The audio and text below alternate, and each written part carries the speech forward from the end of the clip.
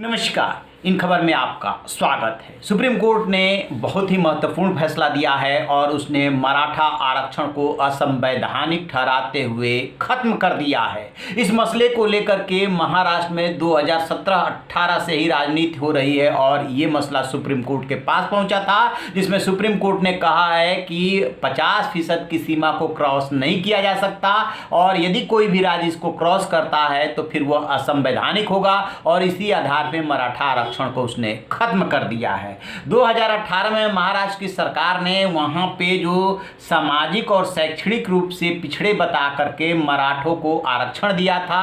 Supreme court ने इस बात को नहीं माना, पूछा भी कि क्या जो सारे के सारे मराठा सामाजिक और शैक्षणिक रूप से पिछड़े हैं, इसका जवाब नहीं था। फिर उसने सुप्रीम कोर्ट ने खत्म कर दिया। अब आते हैं उस बैकग्राउंड को समझने के लिए कि 50% की सीमा क्या है और किस समानता के अधिकार का उल्लंघन बताते हुए सुप्रीम कोर्ट ने इसको खारिज किया है। तो सबसे पहले समानता के अधिकार की बात कर लेते हैं। भारतीय संविधान का अनुच्छेद 14 समानता का अधिकार देता है, यानी कि कोई भेदभाव नहीं किया जाएगा लिंग के आधार पे, वर्ग के आधार पे वगैरह वगैरह। लेकिन संविधान में ही आगे कहा गया है कि यदि कोई सामाजिक और शैक्षणिक रूप से पिछड़ा हुआ है तो उसके अपलिफ्टमेंट के लिए विशेष व्यवस्था की जा सकती है।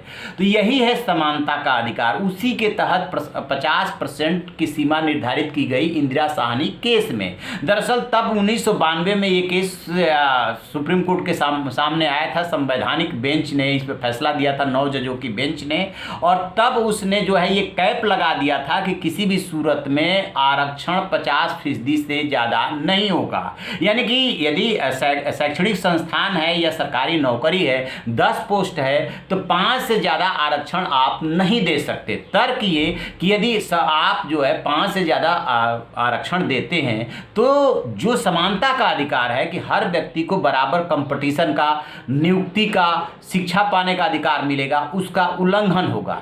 इस केस में यानी कि मराठा आरक्षण केस में ये सवाल भी उभरा था कि कई राज्यों ने इस 50% की सीमा से आगे जाकर के दिया हुआ है। पहली बात एक। दूसरी बात कि 1992 में जो इंदिरा साहनी मामले में सुप्रीम कोर्ट की 9 जजों की बेंच ने जो फैसला दिया था उस पर पुनर्विचार किया जाना चाहिए। अब सुप्रीम कोर्ट के सामने सबसे बड़ा सवाल यह था कि 9 जजों की बेंच ने यदि फैसला दिया है तो उसको पलटने के लिए या उस पर विचार करने के लिए कम से कम 11 जजों की बेंच गठित करनी होगी।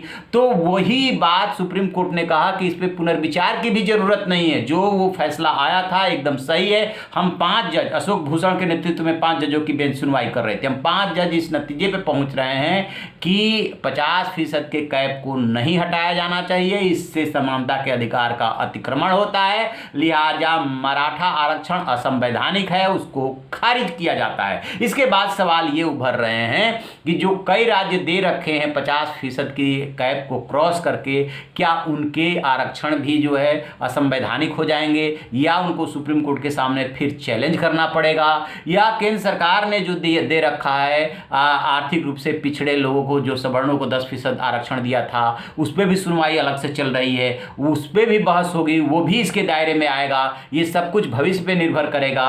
जैसे ही इसको लेकर के कोई अपडेट मिलेगा हम आपसे साझा करेंगे। आप रहिए ना बेखबर, देखते रहिए इन खबर। Thank you.